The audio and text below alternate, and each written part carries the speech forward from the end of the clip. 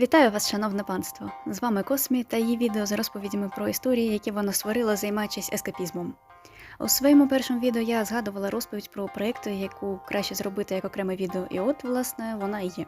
Протягом свого ще не такого довгого життя я встигла вигадати купу історій, та забавним є той факт, що жодну з них я так і не завершила. Або досі над ними працюю, здебільшого у змінному вигляді. Тож я думаю, що краще буде розповісти про них хронологічно. Моїм першим масштабним проєктом була книга під назвою «Повелительки стихій». Було 4 подружки, якось вони отримали суперздібності та стали захищати місто.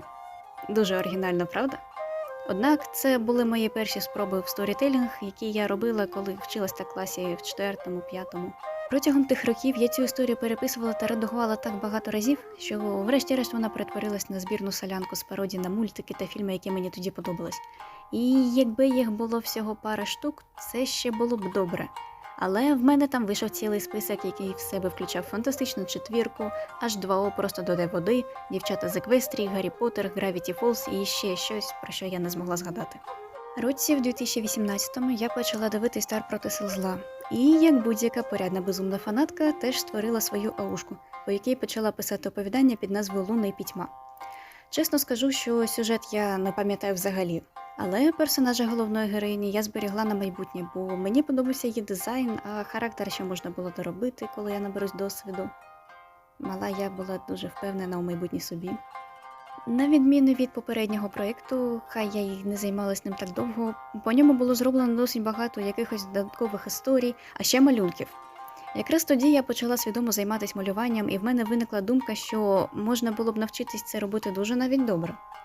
Якщо порівнювати ці два перші великі твори, то можна побачити, що я перестала тягнути до однієї історії все, що мені здасться прикольним, але настала інша ера. Космі дізналася, що таке альтернативні всесвіти, та почала створювати історії, засновані на видозміненій вже існуючій історії. Щоправда, це не зовсім відноситься до наступного мого проєкту, яким я займалась близько 2 років, і назва йому була «Відображення». Якщо коротко, то я придумала історію про 2 обраних, які мали захищати всесвіт від магічних загарбників та іншої нечисті. А сама назва була дана через те, що головні героїні, Карін та Каріса, були повними протилежностями одна до одної, через що вони, віддзеркалювались. Але хай я і займалась цим проєктом так довго, я таки не вирішила ні, що за сюжет там мав бути, ні в якому вигляді це робити. На той момент я вже відійшла від літературного напряму і більше малювала.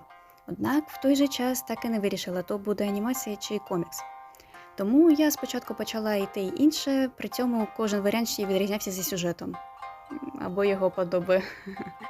Власне, комікс починався з того, що головні героїні вирішили погуляти по парку, а там на них напали чудовиська з потойбіччя, які виглядали як собаки.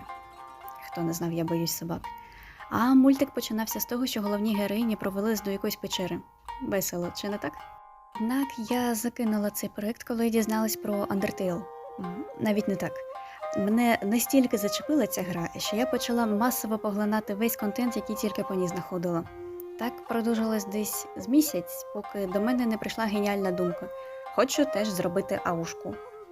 Таким чином, 2 серпня 2019 року на світ з'явився Crystal Tale. А ще через місяці 3 я його відклала та почала працювати над альтернативною повістю під назвою «Демон в моїй душі».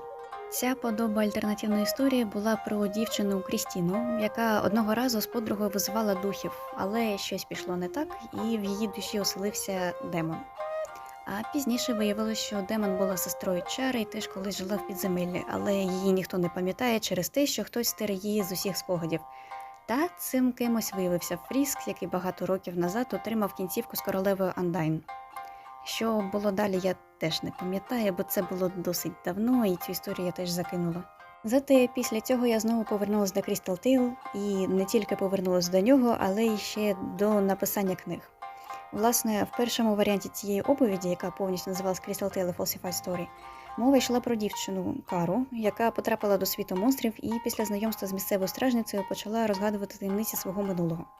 Там було написано 12 досить об'ємних частин, але я видалила цю книгу у 2020 році. Хоча в мене на комп'ютері десь збереглись перші 6 глав, тому коли я повернусь додому, я спробую їх пошукати. Якщо він переживе всі ці відключення електрики та опалення. Можливо, про Crystal Tale я зроблю окреме відео, розповівши всю його історію. А поки просто скажу, що я досі над ним працюю. Ну, точніше, поки що я його знову відклала, але я ще повернусь, коли закінчу з іншими своїми магнум-опусами. На третій рік роботи над Crystal Tale, паралельно йому, я почала робити новий проєкт. Тимчасово я дала йому назву «Бусковий сад», але мені так сподобалась назва та її символізм, що я вирішила її залишити. Датою створення Бускового саду я називаю 20 квітня 2021 року. Це лише приблизна дата, та мене забавляє, що як 20 квітня, так і 2 серпня я називаю датами створення цих історій, а по факту вони обидві ще не закінчені і по ним лише є якісь малюнки. Але говорячи конкретно про цю історію, можливо, ви помітили, що розповідаючи про попередні проекти, я називала імена деяких героїв. І не просто так. Для цієї історії я не створювала нових героїв, а переробила і відредагувала старих. Персонажів тут небагато, але таким чином Луна Стар стала Льюісом Стар, Крістіна Лайтвелл стала Христофером Лайтвелл, Каріса Найтмера Куму Мегомі Накамура. Та окрім персонажів, тут ще нема певного сюжету, і є лише якісь нариси і чернетки. Тому я тут якось нічого не можу розповісти. До того ж, я не люблю розповідати про те, чого по факту ще не існує. Просто подумала, що комусь стане цікаво, звідки взялася оповідач. Ну, це для тих, хто читав опис попереднього відео. Та не будемо довго тягнути, бо ми нарешті дійшли до того, над чим я працюю зараз. До вашої уваги, Бог все чує. В мене заплановано зробити невеликий анімаційний серіал про дівчинку, яка вирішила вбити Бога. Скажіть, що це геніально. Спочатку я мала над цим працювати разом зі своєю подругою, однак не буду вдаватися в подробиці на цей раз, але врешті я залишилась одна. Тобто працювати над створенням цієї історії я залишилась одна, а от команда після цього навпаки стала більше, за що я дуже вдячна людям, які відізвались на моє прохання допомогти. Думаю, що тут я теж зроблю окреме відео з розповіддю про те, як Бог все чує взагалі з'явився. А про сюжет можу трохи розповісти, якраз поки працюю над тизером. Те, що я збираюсь презентувати, сильно відрізняється від того, що ми збиралися робити спочатку. А війна залишила свій відбиток як на мені, так і на цій історії. Хіба мені здається, що тут можна буде побачити паралелі з реальністю. Головна героїня тут не просто хоче вбити Бога. Вона хоче змінити лад постапокаліптичного світу і захистити людей, таких же, як вона сама. І насправді ця історія багато в чому перегукується з Crystal Tale. Наприклад, тому, що двоє героїв прийшли звідти, а саму головну героїню звуть так само, як і протагоніста Falsified Story.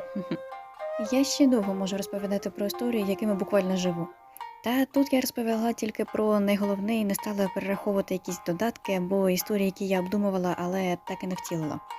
Тому дуже дякую вам за перегляд. Якщо у вас є запитання, не соромтеся задати їх мені.